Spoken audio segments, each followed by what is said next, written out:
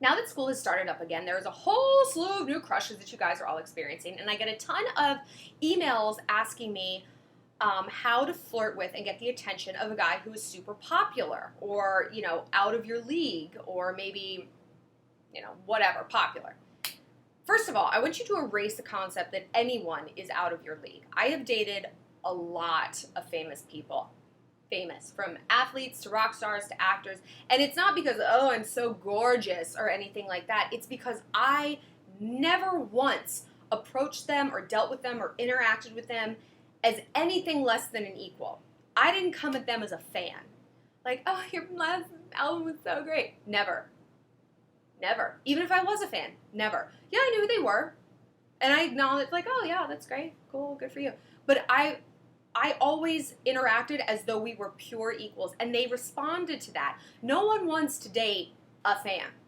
It's weird. And there's fans in high school. If you are crushing on a super popular guy and you have that in your mind, like, oh my gosh, I'm so out of his league, and he would never go out with you, never go out with me, well, you're goddamn right, because you're acting like you're a little fangirl and he's like a rock star, and that's not the way it is. So here's the thing with super popular guys, or guys who are in a different social strata, let's say, is that it is an uphill battle. It totally is. Because people tend to date within their social circle. It's their comfort zone. And you're going to want to date someone who already knows all your friends, who goes to the same events you go to, who's interested in the same kind of thing, who, like, your parents maybe already know. Like, that's natural. But it doesn't mean it's impossible for you to get that guy's attention. You want to use things to your advantage that you have in common. Use things in common to your, you know what I mean.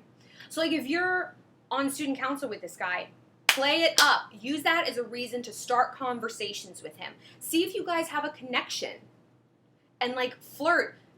Grow the conversation. Grow the relationship. And see where it takes you. Because a guy will date outside of his social circle, but he's got to really make a strong connection with that person. Here's another thing I want you guys to think about. So many of you guys, I mean, so many, like 90%, send me questions like, I have a crush on this guy and I've liked him for so long, but like we never really talk, and like how can I strike up conversations? Hold up. Do you see what's wrong with that sentence? I like a guy, but we don't talk. How is it you like him? What do you like about him? I'll tell you what you like about him. You like the idea of him. And people are going to tell you this your whole life, and it's frustrating as hell. And I don't mean to diminish your feelings, but I'll get to that in a minute. What you like about this guy is the possibilities. You see this guy is filling in all those little holes inside you, all the fun things you could do. He'd be so fun. What you actually know about him is maybe 10% of who he is, but you filled in the other 90% with fantasies and positive projections about what he is, who he is, how well you get along. If he makes a funny joke in class, oh my God, he'd be the funniest, best boyfriend ever. He would always cheer you up when you're sad and blah, blah, blah, blah, blah, blah. That is probably not true. But you don't know because you don't know him. You don't know him.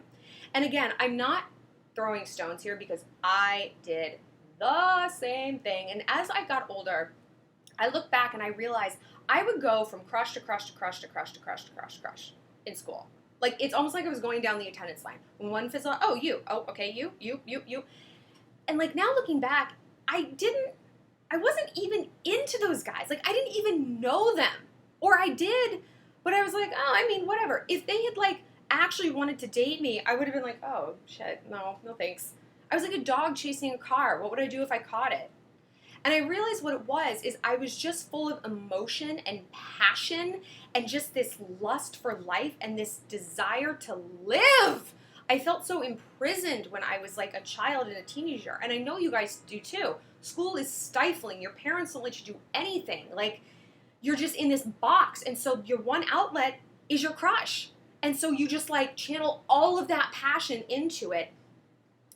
But that's not great because it doesn't feed you back. I wish instead of obsessing over boys, I had learned a different sport or like learned another language or volunteered or like learned to sail, like something. I wish I had focused all that passion and that energy into something that would have given back to me a little bit. So when you're obsessing about these guys and you realize you have zero conversation with them, like zero, take a step back and be like, okay, brain, I know what you're doing. I know what's really going on here. This isn't about him. This isn't about him. This is about me and my desire to get out there and live my own life. which someday will happen. It will happen. You will not feel like this forever, I promise. And it's amazing when you finally break out it is. So once you recognize that that's what's going on, your chemistry in your brain, it'll shift a little bit. Like you will not get so twisted about these crushes because you'll realize, it's not really about him, it's about me. And like, fine, he's a fun little outlet for some of my emotions, but I'm not going to let it ruin my homecoming. I'm not going to let it ruin my junior year or my spring break or whatever it is, because this isn't about him. And instead of obsessing about this guy who I don't even know and thinking that he's going to be sort of like this outlet of emotion and interest for me, I'm going to find something that actually is. And then you're going to really nourish your own life. And then, ironically, you'll be so much more attractive to other people because you won't have that air of desperation and intensity that boys find unattractive.